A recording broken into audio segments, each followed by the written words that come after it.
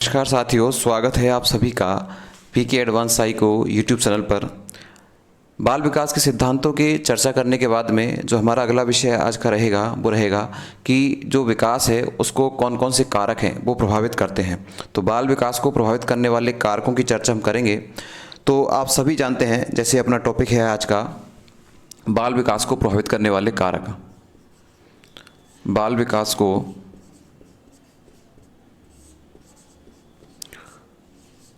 प्रभावित करने वाले कारक।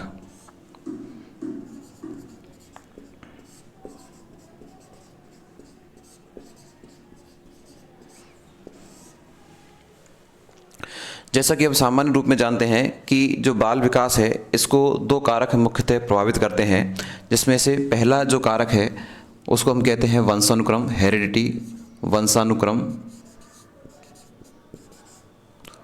और जो दूसरा कारक है वो है वातावरण,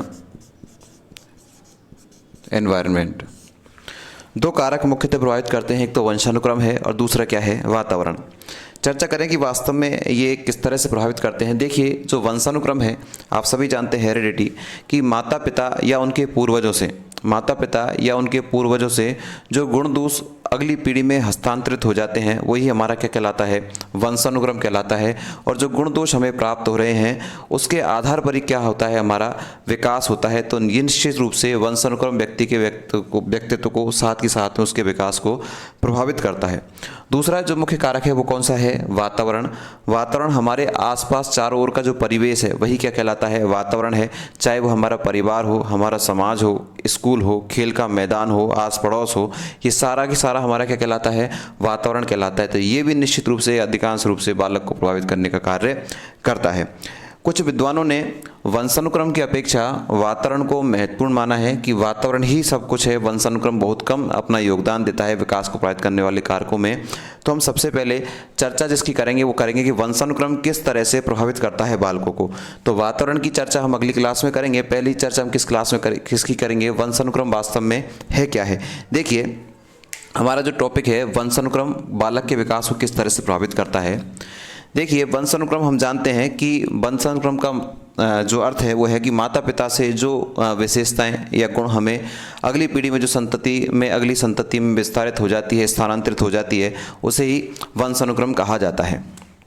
देखिए कि आपने देखा होगा कुछ नियम इसके कार्य करते हैं, उन नियमों की भी चर्चा करेंगे। कुछ सिद्धांत इसके लिए कार्य करते हैं, उन सिद्धांतों की भी चर्चा करेंगे। पहले सामान्य रूप से देख लेते हैं कि वास्तव में वंशानुक्रम क्या है। वंशानुक्रम से संबंधित कुछ महत्वपूर्ण प्रश्न आपके एग्जाम में बन जाते हैं। अब वो डायरेक्टली जो है सैद्धांतिक प्रश्न होते हैं, उनकी चर्चा मैं करूं आपसे। कि ध्यान रखें कि इसमें जो एक शरीर निर्माण होता है, बालक का जो शरीर निर्माण होगा, एक बार ये प्रश्न पूछा हुआ है कि बालक का जो शरीर निर्माण है वो कितने कोश से, कितने सेल से मिलकर बनता है। तो ध्यान रखना है कितने से, बताओ।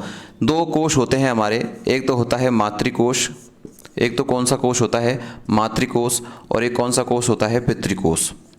एक तो होता है मातृकोश और एक कौन सा कोश बताइए, पितृकोश। अर्थात एक तो माता और एक बताओ कौन, पिता।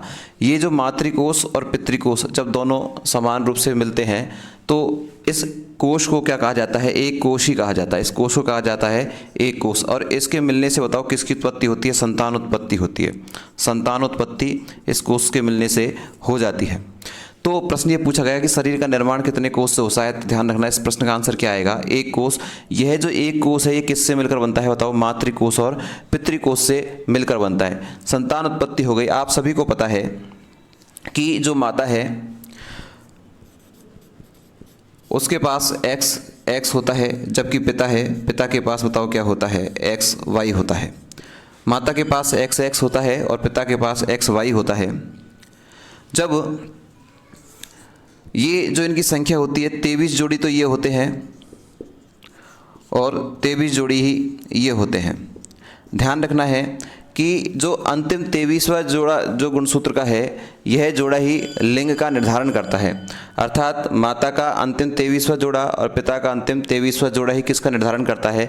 लिंग का निर्धारण करता है कि लड़का होगा या लड़की होगी। इसका निर्धारण बताओ किसका आधार पर होता है? जो 23वां गुणसूत्र का जो मिलन होता है उसके आधार पर होता है।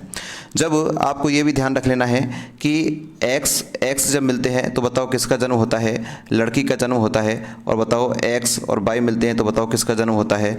लड़के का जन्म होता है। इतना सा भी आपको याद रखना है। प्रश्न आपसे कहीं से भी कैसे पूछा जा सकता है, क्योंकि वंशानुक्रम आपको पढ़ना है, बाल विकास के अंतर्गत ही पढ़ना है।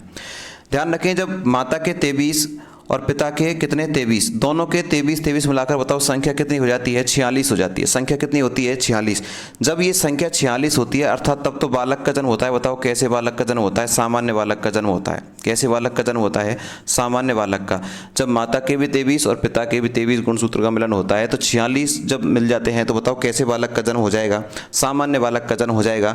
लेकिन इसके विपरीत अगर मान लीजिए इनकी संख्या रह गई 45, इनकी संख्या कितनी रह गई? मान लीजिए एक कम रह गया, ऐसा जो बालक होता है उस बालक को कहा जाता है मित्रों टर्नर सिंड्रोम। क्या कहा जाता है? टर्नर सिंड्रोम कहा जाता है। किसको? जिसकी संख्या, जो गुणसूत्रों की संख्या 46 ने होकर बताओ कितनी रह जाती है? 45। जब गुणसूत्रों का मिलन होता है तो ऐसे समय पर ऐसे बालक का जो जन्म होता है उसे क्या कहा जाता है? टर्नर सिंड्रोम कहा जाता है। दूसरा, इसके विपरीत एक और कार्य होता है। मान लीजिए 45 की जगह कभी कभार क्या हो जाता है कि एक संख्या बढ़ भी जाती है, या तो एक संख्या घटेगी या क्या होगा? एक संख्या बढ़ेगी। ऐसी स्थिति में 47 गुणसूत्र के मिलन से जिस बालक का जन्म होगा उस बालक को कहा जाता है डाउन सिंड्रोम। क्या कहा जाता है? Down syndrome. कौन से बालक कहा जाता है? डाउन सिंड्रोम कहा जाता है। अब इनकी विशेषता क्या होती है? देखिए 46 पर तो सामान्य बालक का जन्म हो रहा है, लेकिन अगर मान लीजिए 45 ही मिले तो उसे क्या कहा जाता है? Turner syndrome. और यह जो होता है यह अधिकतर किस में होता है? महिला में होता है। और ऐसी महिलाओं का क्या लक्षण होता है कि ऐसी महिलाएं गर्भधारण में असमर्थ होती है जो टर्नर सिंड्रोम से ग्रसित होती है। साथ ही साथ में जो 47 अर्थात एक ज़्यादा गुणसूत्र का मिलन होता है अर्थात जिसे कहते हैं क्या?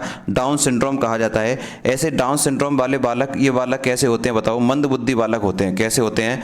मंद बुद्धि वाले बालक होते हैं। मंद बुद्धि से तात्पर्य हमारा ये है, मंद बुद्धि बालक वो होते हैं जिनका IQ लेवल 25 और 50 के बीच में होता है। ऐसे जो बालक है उनकी शकल की जो आकृति अर्थात उनका फेस है, जैसी बादाम की आकृति होती है उसी तरह का उनका फेस होता है। चेहरे पर छोटे छोटे उनके जो धब्बे हैं, जिस तरह से अपन धब्बे जिस स्पोर्ट्स कहते हैं वो स्पोर्ट्स पूरे उनके जो फेस पर उसको मिलेगा। उसकी शक्ल कैसी होगी बताओ?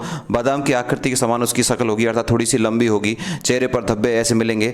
ऐसे जो बालक के लक्षण है बताओ कौन से बालक के लक्षण है? डाउन सिंड्रोम के लक्षण है। टर्नर सिंड्रोम के लक्षण भी मैं आपको बता चुका हूँ। तो 46 होने पर सामान्य बालक, 45 होने पर बताओ कैसे बालक? टर्नर सिंड्रोम बालक। और 47 होने पर बताओ कैसे बालक? डाउन सिंड्रोम बालक का जन्म होता है। साथ में हमें ये भी रखना है कि जो क्रोमोसोम्स होते हैं, क्रोमोसोम्स, ये भी प्रश्न एग्जाम में पूछा हुआ है।